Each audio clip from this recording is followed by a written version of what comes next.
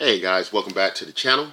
And finally we got it, guys. We finally got the official trailer to Star Trek Discovery, scheduled to air this fall on CBS All Access. And guys, in my earlier video I did about why I think this may actually end up being the best Star Trek TV show so far. Everything to me looks on par with that. And I really just loved everything I saw in this trailer. It comforted me on a lot of my fears, and I think a lot of you guys' fears about what the look of the show was going to be like. And if you all recall, if you have been a subscriber to the channel, if you've been tuning in to the channel, and you saw my review on the very first Star Trek teaser trailer, when everybody was kind of flipping out, I was saying that no, this is no way how this is going to look. That with this high budget that they have on the show, and it is 15 episodes they're doing, that we're going to get something totally different and a lot better. Now that said, there are some things that I didn't like about this trailer and the direction they're going in.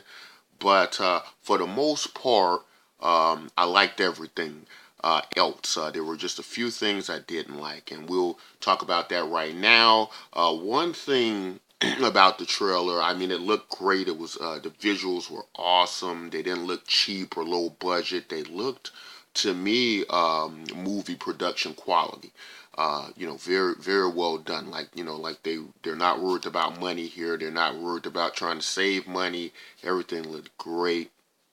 But one issue, looking back and just looking at the total look of, what we're going to get in the whole feel of the show, is that this is supposedly, or is going to go with prime time Star Trek. And I don't think they had to do that. I think, based on the look of and feel of this, they should have just went ahead and went with the Kelvin look.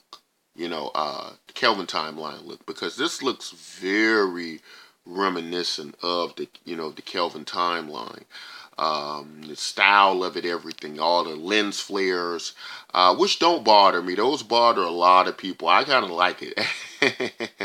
Also, as we're getting this look at the Shenzhou on the bridge, I like this look as well.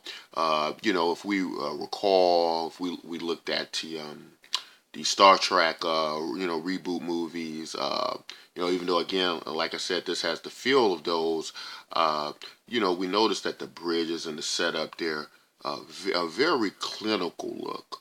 It looked almost, some people said it looks almost like a cosmetic parlor in a mall or something, the Enterprise above the Enterprise.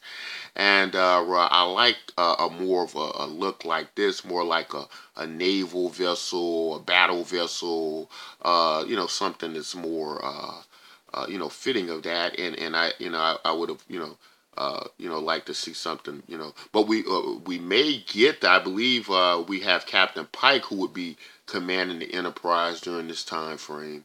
And, we may get the look aboard the Enterprise, but my view is that it'll be a much different, looking bridge than probably what we got from Star Trek Beyond. Also, with the uniforms, I had speculated that due to this high collar and this kind of ceremonial look to the uniform, that it was a dress uniform. And to me, it still looks like a dress uniform, and that part of it I don't like. I hope that they would have went with a, more of a, more close to like how it looked on the the U.S. Kelvin timeline uniforms, because, again, guys, the whole feel of this show is Kelvin timeline.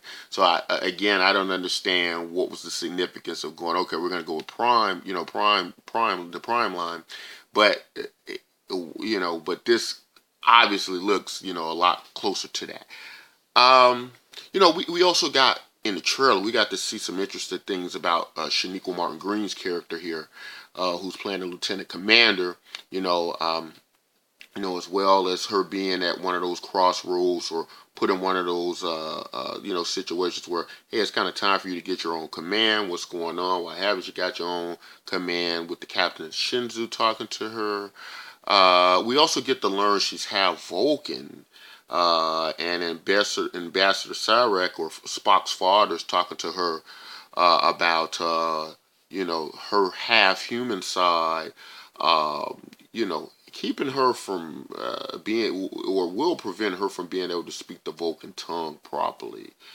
So, apparently she's going to have trouble with that if she can speak it at all. But also, what's kind of interesting about her being a half Vulcan and having some type of relationship with Ambassador Sarek, what I find interesting is, her path seems very much unlike Spock's, in which Spock was half Vulcan and Spock's intention was to really be Vulcan.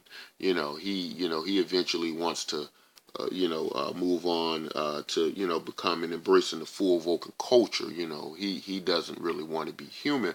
Whereas in Sonequa Martin-Green's character, it seems like she's pretty much just embracing being human. As far as I could see in the trailers. But guys, I love what I'm seeing so far. Want to move on to what we got with the Klingons now. A lot of people are complaining about the look of the Klingons, about their roles and things like that. But here's what I want to say about the Klingons, guys. It doesn't really bother me, about the look of the Klingons so much. I think, at least this is my impression of, when you go back to, especially how the Klingons started out in the Star Trek original series, where they were, more humanoid looking and things like that.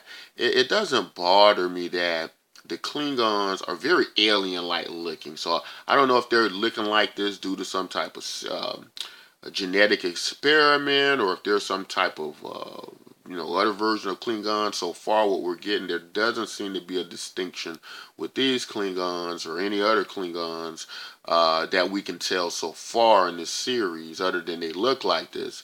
And that doesn't bother me. These Klingons look more alien.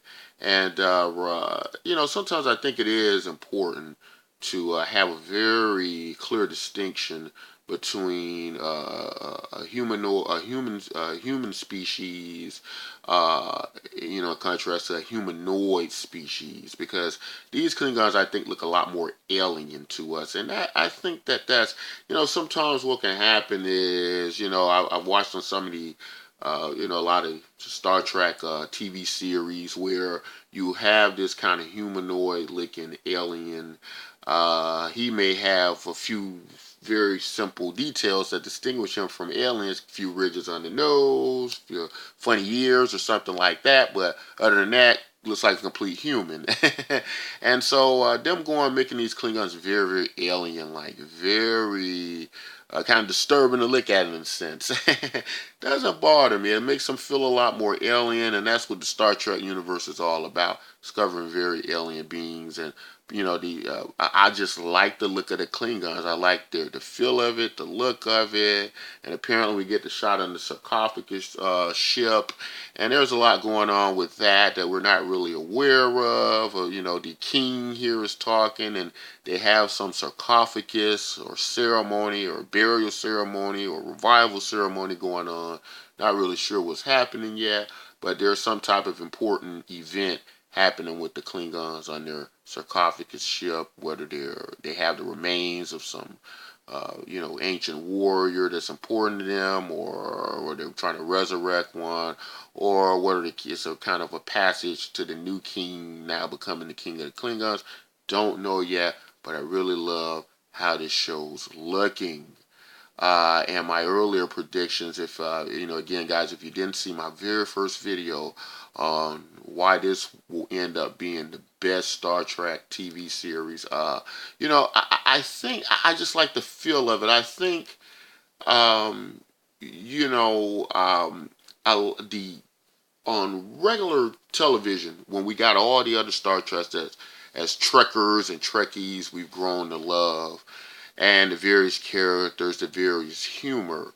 I think due to the nature of our audience today, it's become very competitive, as I touched on in my earlier videos, and you know, we're up against all of these shows, these Game of Thrones, Westworld, American Gods, and you know, the evolution of TV.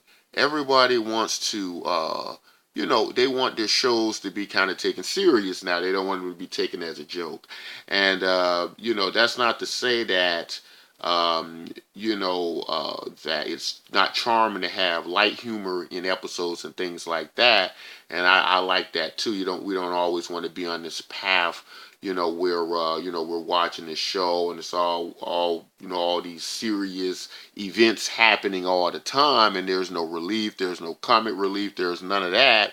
But I do understand the need to push Star Trek to a more sophisticated storytelling device in its evolution of Star Trek. So I do understand that. So I'm not against that. And I think that's what I'm getting to see in this one. Yes, this feels a lot like the J.J. Abrams feel of Star Trek, where they, you know, from the movie transition. It speaks a lot more to that situation. But I'm excited about this, guys. I like what I'm seeing. I wasn't disappointed with anything I saw except the uniform. Really looking at how they're doing. I just thought it's a little bit too flashy. I would have liked to see something a little bit more practical. Something a lot more like a jumpsuit like we saw back in Star Trek, you know, Beyond. Or even like what we saw in Star Trek Enterprise, you know, with Captain Archer's crew. I want to see something a lot more simple. This looks, you know, like kind of like, you know, they're prancing around in dress uniforms or things like that. Didn't so much like that, but guys, all in all, really like what I'm seeing. I'm very excited. Also, guys, for a lot of you guys who really didn't like it appearing on CBS All Access, you know, we're saying that, you know, that you don't want to pay for it, you'd rather be on regular TV, or if it's even going to be good enough to pay for. Well, I can say this. From what we're understanding now, the first 2 episodes will air on CBS. So I'm under the assumption then that I'm thinking they're talking about regular CBS. And then they're going to air on Netflix, unless they mean just CBS and Netflix. But I think the first 2. So if you don't have CBS All Access, maybe that'll give you a trial. See if you like it, see if it's worth paying for, see if it's something you want to do. But guys, so far, I love it. I think it's awesome. And I will be tuning in. But guys, if you like content like this, don't forget to like and subscribe. Tell me what you thought about this latest trailer. Tell me, are you excited about Star Trek Discovery as I am? If not, tell me why you're not. I'd love to hear it. And until next time, guys, take care.